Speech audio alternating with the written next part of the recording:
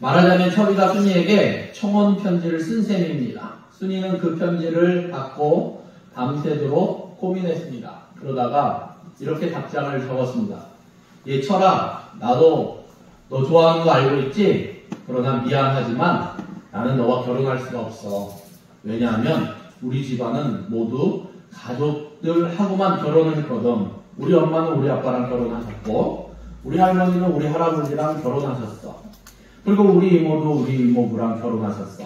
이처럼 우리 가족은 다 집안끼리만 결혼했잖아. 그런데 너랑 나랑은 좋아는 하지만 친척도 아니고 남남이잖아. 그래서 미안하지만 나는 너의 청혼을 받아들일 수가 없단다. 철아, 정말 미안해. 순이로부터. 우스운 이야기입니다. 5살짜리 유치원 아이의 수준으로 생각하면 자기 집안은 다 가족끼리만 결혼한 것으로 보였을 것입니다. 그러나 사실 우리도 하나님 앞에서 이런 유치한 생각과 모습을 하고 살아갈 때가 많이 있습니다. 좀 더 시야를 넓혀서 모두 또는 전체를 생각하거나 바라보지 않고 그저 나 또는 우리라고 하는 울타리 속에서 우리가 갇혀 살아갈 때가 참 많이 있습니다. 다른 사람들이 어떻게 되든 상관하지 않고 그저 나만 잘 살면 되고 우리 가족만 평안하면 되고 내 교회만 잘 되면 된다는 식의 사고방식은 5살짜리 순이의 이 결혼감, 생각과 별반 다를 바가 없을 것입니다. 그 옛날 고린도 교회가 가졌던 문제가 바로 여기에 있었습니다. 그들은 파당을 만들었습니다. 바울파, 아볼로파, 그리스도파 등 나누어서 서로 대적했습니다. 그들은 서로 배타적이었습니다. 전혀 다른 사람들을 대여할 줄 몰랐습니다. 그들의 모습은 사랑과는 너무나 동떨어져 있는 것이었습니다. 속상한 일을 당하고 자존심이 상한다 할지라도 좀 참아버리면 무슨 문제가 생기겠습니까? 그러나 서로를 향하여 참지 못했습니다. 다른 사람에게 친절하게 대하고 선하게 대하면 무슨 문제가 생기겠습니까? 그러나 그들은 온유하지 못했습니다. 다른 사람이 잘 되면 칭찬해주고 축복해주고 함께 기뻐해주는데 무슨 문제가 생기겠습니까? 그러나 그들은 남들이 잘 되는 꼴을 보기 싫어하며 시기했습니다. 그러다 보니까 그들은 서로 다투는 가운데 온갖 문제들이 생겨나게 되었습니다. 그들의 모습은 사랑과는 전혀 반대되는 그러한 모습이었습니다. 사랑하는 성도 여러분, 우리는 어떻습니까? 우리라고 해서 더 나을 것이 없을 것입니다. 우리는 다 그리스도 안에서 살아가는 사람들입니다. 우리는 예수님을 본받아야만 합니다. 특히 우리는 예수님의 사랑을 본받아야만 합니다. 예수님은 사랑이시기 때문입니다. 성경은 하나님은 사랑이시니라 말씀하십니다. 성경은 예수님이 바로 하나님 되심을 말씀하십니다. 그러므로 예수님은 사랑이십니다. 우리 예수님은 오래 참으셨습니다. 예수님은 이 세상의 피조물인 인간들로부터 온갖 멸시와 천대를 받으셨습니다. 버림을 받으셨습니다. 그럼에도 불구하고 예수님은 우리를 사랑하시니까 우리를 위하여 끝까지 참으셨습니다. 예수님은 온유하셨습니다. 십자가에서 고난당하시면서 자기를 십자가에 못 박는 이들을 위하여 기도해 주셨습니다. 아버지여, 저들을 사하여 주옵소서. 자기들이 하는 것을 알지 못함이니이다. 또 우리 예수님에게는 시기심이 전혀 없었습니다. 예수님은 이렇게 말씀하셨습니다. 인자가 온 것은 섬김을 받으려 함이 아니라 도리어 섬기려 하고 자기 목숨을 많은 사람의 대동물로 주려 함이니라. 우리 예수님은 언제나 낮은 자리에서 섬기셨습니다. 그러므로 그저 하나님 아버지의 뜻을 이루어드리고 하나님 아버지를 이 땅에서 영화롭게 하는 그 일에 힘쓰셨습니다. 사랑은 말가교를 하는 것이 아니기 때문입니다. 행함과 진실함이 따라야만 합니다. 사랑의 실천이 있는 곳에 사랑의 꽃은 아름답게 핍니다. 또 사랑의 열매가 아름답게 열릴 것입니다. 오늘 우리가 읽은 말씀 중에는 4번째부터 6번째까지의 사랑의 덕목을 우리에게 소개해주고 있습니다. 첫째로 사랑은 자랑하지 않습니다. 우리 한번 따라해 보겠습니다. 사랑은 자랑하지 않습니다. 자랑하지 않습니다. 우리를 자랑하게 되면 우리 자신은 우월감을 느낄 수 있을는지는 모르겠습니다. 그러나 반대로 우리의 자랑을 보고 듣는 상대방은 상대적으로 열등감을 느낄 수밖에 없습니다. 한 걸음 더 나아가서 우리의 자랑은 그 사람들 마음속에 시기심을 불러일으킬 수 있다는 것입니다. 사랑은 시기하지 않는다고 했습니다. 그런데 우리가 자랑함으로써 다른 사람의 마음속에 시기심을 불러일으킨다면 그 자랑이 과연 좋은 것입니까? 나쁜 것입니까? 그러므로 자랑해서는 안 된다는 것입니다. 평등시대라는 것이 있습니다. 사람의 나이가 40대가 되면 이 지식의 평등이 찾아온다고 합니다. 공부를 잘하고 못하고 하는 것은 어린 시절 학교 다닐 때 일이고 40이 넘어가면 배운 사람이나 못 배운 사람이나 똑같습니다. 50대가 되면 외모의 평등이 찾아온다고 합니다. 예쁜 사람, 못생긴 사람은 어리고 젊은 시절 이야기입니다. 50이 넘어가면 배도 나오고 엉덩이도 처지고 두루뭉실해져서 그 사람이 그 사람이라는 것입니다. 60대가 되면 성의 평등이 찾아온다고 합니다. 남자나 여자나 평준화가 된다는 것입니다. 60이 되면 남자는 순해집니다. 상대적으로 여자들은 억세진다고 합니다. 그래서 남자나 여자나 비슷하게 된다는 것입니다.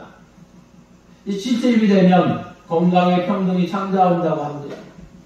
건강한 사람이나 건강하지 못한 사람이나 고만고만합니다. 그만큼 늙어가기 때문에 그렇습니다. 80대가 되면 재물의 평등이 찾아온다고 합니다. 제대로 먹지도 못하는데 돈이 많으면 무엇 하겠는가 하는 것입니다. 가진 사람이나 못 가진 사람이나 별반 차이가 나지 않는다는 것입니다. 이 90대가 되면 생사의 평등이 찾아온다고 합니다. 말은 살았지만 죽은 것이나 다름이 없다는 것입니다. 사나 죽으나 그것이라는 말입니다. 그러므로 우리 인생이 무엇을 자랑할 수 있겠습니까? 이 사람이나 저 사람이나 모두 마찬가지라는 것입니다. 우리말로 도토리 키재기라는 것입니다. 그런데 그 옛날 고린도 교인들은 자랑이 심했습니다. 고린도전서 14장의 말씀입니다. 그런즉 형제들아 어찌할까 너희가 모일 때에 각각 찬송시도 있으며 가르치는 말씀도 있으며 계시도 있으며 당언도 있으며 통역함도 있나니 모든 것을 덕을 세우기 위하여 하라. 무슨 말씀입니까? 함께 모여서 예배를 드립니다. 찬송을 부를 때가 되어서 다 함께 부르면 무슨 문제가 생기겠습니까? 또 기도할 때가 되어서 다 함께 기도하면 무슨 문제가 생기겠습니까? 그런데 그들은 각각이었다는 것입니다. 한 사람은 열광적으로 찬송을 부릅니다. 거기에 뒤질세라 다른 사람은 하나님의 말씀인 성경을 큰 소리로 암송했습니다. 자기가 계시를 받았다고 큰 소리로 외치는 사람도 있습니다. 한쪽에서는 방언을 한다고 떠들어댑니다. 방언을 하니까 또 다른 사람은 통역을 한다고 야단법석을 떨었습니다. 그렇다 보니까 그 모습이 얼마나 무질서하게 보였겠습니까? 보는 사람에게 도무지 덕이 안 되었을 것입니다. 왜 그러한 현상이 생겼습니까? 너만 은사 받았냐? 나도 은사 받았다. 그러면서 자기가 받은 은사를 과시하려고 했고 자랑하려고 했고 뽐내려고 하다 보니까 무질서하게 되었던 것입니다. 사랑은 자랑하지 않는 것입니다. 예수님을 생각해 보시기 바랍니다. 우리 예수님은 그야말로 자랑할 모든 것을 갖추신 분이셨습니다. 그럼에도 불구하고 예수님은 단 한 번도 자랑하시지 아니하셨습니다. 예수님이 얼마나 많은 기적을 베푸셨습니까? 그러나 예수님은 결코 자기 자신에게 영광을 돌리지 아니하셨습니다. 언제나 하나님 아버지께 모든 영광을 돌리셨습니다. 심지어 예수님은 이렇게 말씀하셨습니다. 요한복음 12장에 보니까 내가 내 자유로 말한 것이 아니요 나를 보내신 아버지께서 내가 말하는 것과 말할 것과 이를 것을 친히 명령하여 주셨으니 예수님은 말씀하실 때도 자의로 스스로 말씀하신 것이 아니라 언제나 하나님이 주신 말씀만 전하셨다고 증거하신 것입니다. 자랑할 모든 것을 갖추신 예수님인데 한 번도 자랑하시지 않으셨습니다. 그렇다면 우리는 어떻게 해야 하겠습니까? 우리는 본래 자랑할 것이 없는 사람이니까 더더욱 자랑하려고 들어서는 안 될 것입니다. 오늘 말씀을 기록한 사도 바울은 갈라디아서에서 이렇게 말씀했습니다. 그러나 내게는 우리 주 예수 그리스도의 십자가 외에 결코 자랑할 것이 없으니 사랑하는 성도 여러분, 사랑은 자랑하지 않습니다. 나를 자랑하라고 하지 말고 우리 주 예수 그리스도의 십자가만 자랑할 수 있는 우리가 되기를 바랍니다. 나를 자랑할 그 시간에 다른 사람을 칭찬해 줄 수 있는 우리가 되기를 바랍니다. 그것이 사랑입니다. 둘째로 사랑은 교만하지 않습니다. 따라하겠습니다. 사랑은 교만하지 않습니다. 자랑이 외적인 것이라면 교만은 내적인 것입니다. 자랑이 말과 행동으로 나타나는 것이라면 교만은 나음의 자세입니다. 그래서 잠언서에 보면 교만은 패망의 선봉이요 거만한 마음은 넘어짐의 앞잡이니라 말씀하고 있습니다. 무슨 말씀입니까? 교만이 선봉에 서서 앞서가면 반드시 뒤따라오는 것이 있는데 그것이 바로 패망이라는 것입니다. 거만한 마음이 있는 곳에는 언제나 넘어짐이 뒤따라오기 마련입니다. 이 교만 때문에 망하는 것입니다. 교만은 그렇게 나쁜 것입니다. 숲속에 아침이 찾아왔습니다. 들짐승들이 연못가에 모였습니다. 물을 마시기 위함이었습니다. 그 가운데 사슴도 한 마리 끼어 있었습니다. 사슴은 물을 마시다가 물에 비친 자신의 모습을 보고 자기 머리에 달린 뿔이 너무나 황홀하고 아름다웠습니다. 주변을 둘러보았습니다. 들짐승들 머리 위에는 뿔이 없었습니다. 모두 다 대머리였습니다. 사슴의 마음속에는 교만한 생각이 들었습니다. 사슴은 자기 머리의 뿔을 좌우로 흔들면서 뽐내기 시작했습니다. 그때였습니다. 으르렁 거리면서 배고픈 사자가 나타났습니다. 짐승들은 너무나 놀라서 달아나기 시작했습니다. 사슴도 뛰어갔습니다. 그러나 조금 가다가 사슴의 뿔이 그만 나무 가지에 걸리고 말았습니다. 사슴은 더 이상 달아날 수 없었습니다. 결국 사슴은 자기가 뽐냈던 뿔 때문에 사자의 먹이가 되어버리고 말았습니다. 교만이라는 것은 그런 것입니다. 교만이 있는 곳에는 언제나 패망이 따라오기 마련입니다. 그런데 그 옛날 고린도 교인들은 무척 교만했습니다. 고린도전서 4장 6절 말씀에 보면 형제들아 내가 너희를 위하여 이 일에 나와 아볼로를 들어서 본을 보였으니 이는 너희로 하여금 기록된 말씀 밖으로 넘어가지 말라 한 것을 우리에게서 배워 서로 대적하여 교만한 마음을 가지지 말게 하려 함이라 말씀하셨습니다. 그런데 바울이나 아볼로나 신실하신 주님의 종들이었습니다. 그들은 하나님의 말씀 안에서만 고린도 교인들에게 가르쳤습니다. 자기들은 높이지 아니했습니다. 다른 사람들이 자기들을 높이려 할 때도 원하지 아니했습니다. 그런데 고린도 교인들은 바울파를 만들었습니다. 아볼로파를 만들었습니다. 게바파를 만들었습니다. 그리스도파를 만들어서 서로가 서로를 대적했습니다. 그 이유는 교만한 마음을 먹었기 때문입니다. 교만하기 때문에 서로 싸웠던 것입니다. 이 고린도전서 4장 18절 19절 말씀에 보면 어떤 이들은 내가 너희에게 나아가지 아니할 것 같이 스스로 교만하여졌으나 주께서 허락하시면 내가 너희에게 속히 나아가서 교만한 자들의 말이 아니라 오직 그 능력을 알아보겠으니 바울이 고린도 교회를 향해서 선포하고 있습니다. 고린도 교인들 가운데 사도 바울이 다시금 고린도 교회를 방문하는 것을 별로 탐탁하지 않게 여기는 사람들이 있었다는 것입니다. 왜 그렇습니까? 자기들은 이미 배울 것을 다 배웠다는 것입니다. 바울에게도 배웠고 아볼로에게도 배웠고 또 게바에게도 배웠다는 것입니다. 다 알고 있는데 바울이 다시 온들 우리에게 무엇을 새롭게 가르쳐 줄 수 있느냐 하는 것입니다. 그들은 그만큼 교만했습니다. 고린도전서 5장 1절 2절 말씀입니다. 너희 중에 심지어 음행이 있다 함을 들으니 그런 음행은 이방인 중에서도 없는 것이라. 누가 그 아버지의 아내를 취하였다 하는도다. 그리하고도 너희가 오히려 교만하여져서 어찌하여 통한이 여기지 아니하고 그 일 행한 자를 너희 중에서 쫓아내지 아니하였느냐. 그들 가운데 심지어 음행을 행한 자들이 있었습니다.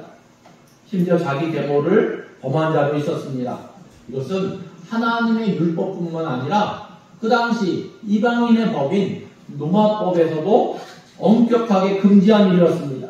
더 나쁜 것은 그러한 음행을 저질렀으면서도 회개할 줄 몰랐다는 것입니다. 왜 그렇습니까? 교만 때문입니다. 자기가 잘못했으면서도 큰 소리 치는 것은 교만한 자의 특징입니다. 고린도전서 8장 1절 말씀입니다. 우상의 제물에 대하여는 우리가 다 지식이 있는 줄 아나 지식은 교만하게 하며 사랑은 덕을 세우나니. 그 당시 이방인들은 이렇게 생각했습니다. 그들은 음식물, 특히 고기를 통해서 이 세상의 더러운 귀신들이 사람의 몸속에 침투해서 좋지 않은 영향을 일으킨다고 생각했습니다.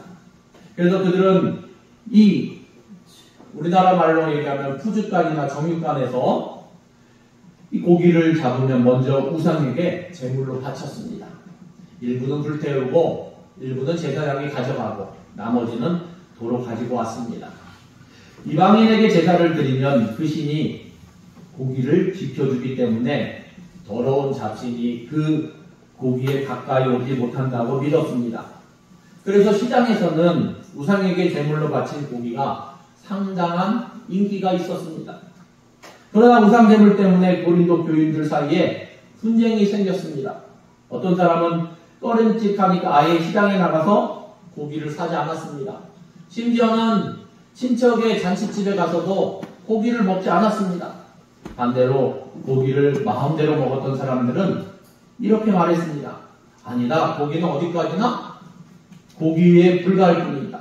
이 방식은 존재하지도 않고 또 세상의 잡귀들이 고기를 통해서 사람 몸에 침투한다는 것은 허무맹랑한 이야기다. 그러면서 그들은 꺼리낌 없이 고기를 먹었습니다. 그러나 아무런 꺼리낌 없이 우상에게 제물로 바쳤던 고기를 먹는 모습을 보면서 믿음이 약한 사람들은 마음의 상처를 입을 수밖에 없었다는 것입니다. 거기에 대해서 사도 바울은 무엇이라고 말했습니까? 지식은 교만하게 하며 사랑은 덕을 세우나니. 사랑 없는 지식은 교만해서 형제의 마음을 아프게 할 뿐이라는 것입니다.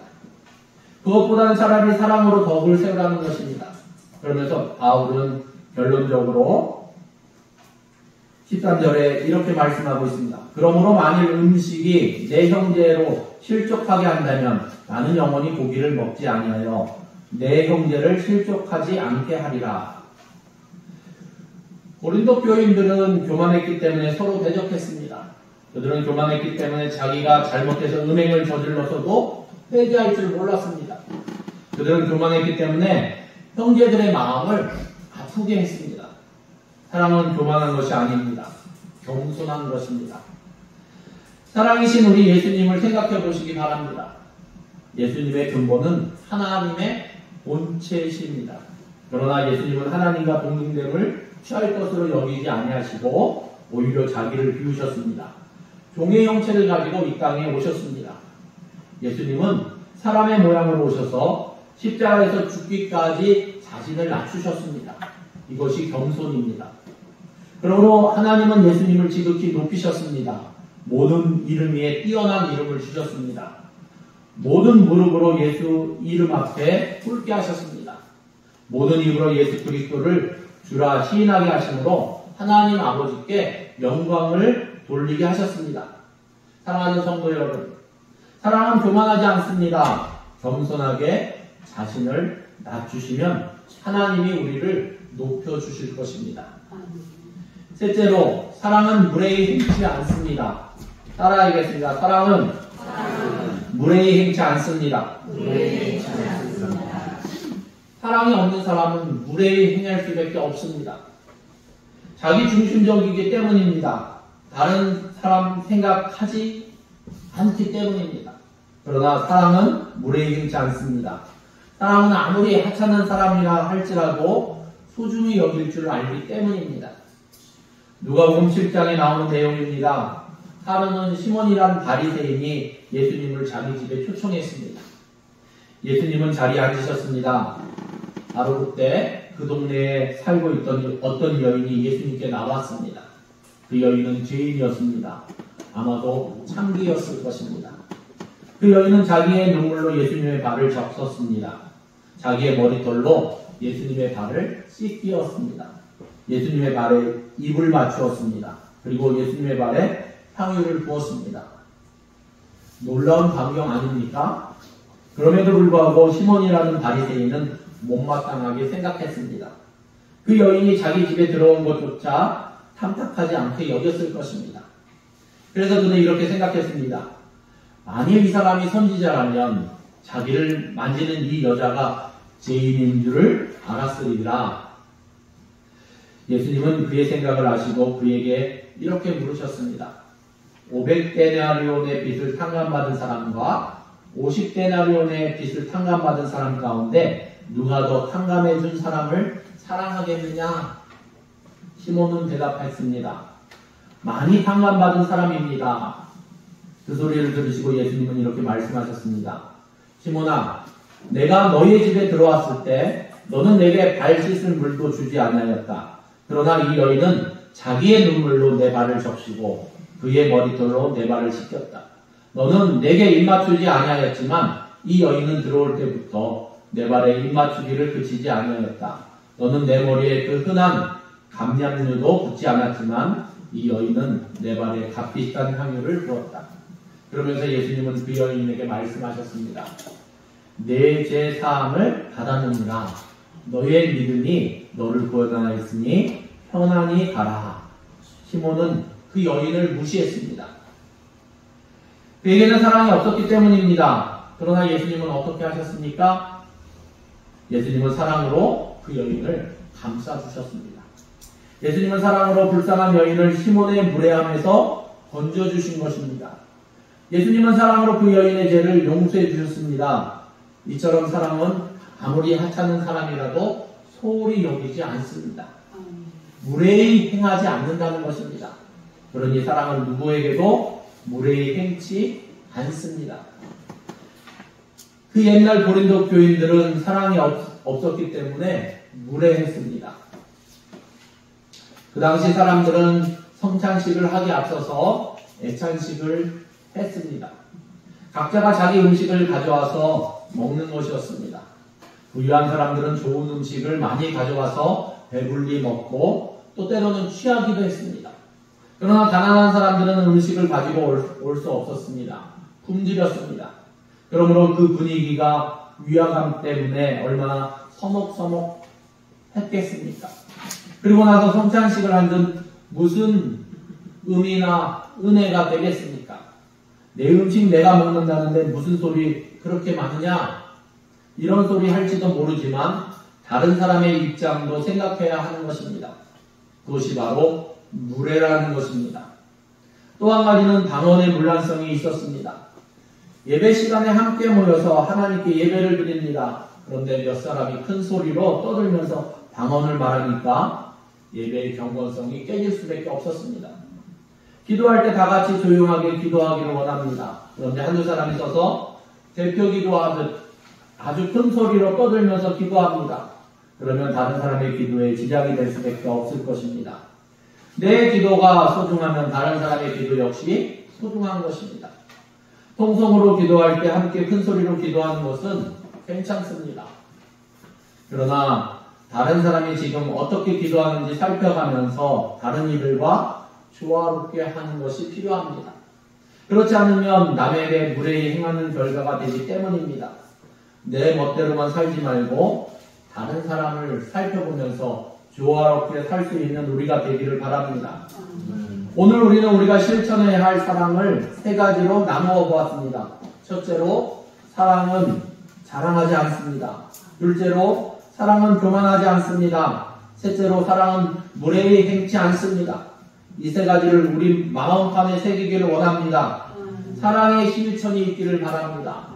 사랑하는 성도 여러분, 우리 삶 속에 사랑의 꽃이 아름답게 피어나고 사랑의 아름다운 열매가 열리기를 바랍니다. 그러므로 우리 삶을 통하여 하나님을 영화롭게 하고 기쁘시게 하는 우리 모두가 되기를 예수님의 이름으로 축원합니다. 기도하시겠습니다. 하나님 감사합니다. 하나님, 우리가 이제는 하나님의 자녀로서 우리의 마음과 생각과 말과 행실이 변해야 되는데, 온전히 우리가 예수님의 사랑을 닮아가야 되는데 아직도 그러지 못하는 모습들이 많이 있습니다. 우리의 자랑 때문에 다른 사람이 시기심을 갖게 하진 않고 있는가? 우리가 무례히 행하기 때문에 다른 사람이 어려워하진 않은가? 아파하진 않은가? 우리의 교만 때문에 다른 사람이 힘들어하진 않은가? 우리가 우리의 말과 행실을 돌아보며 하나님 앞에 예수님이 자신의 모든 것을 비우시고 사람의 모습으로 이 땅에 오신 것처럼 우리 또한 옛사람의 그림자, 옛사람의 허물을 다 비우며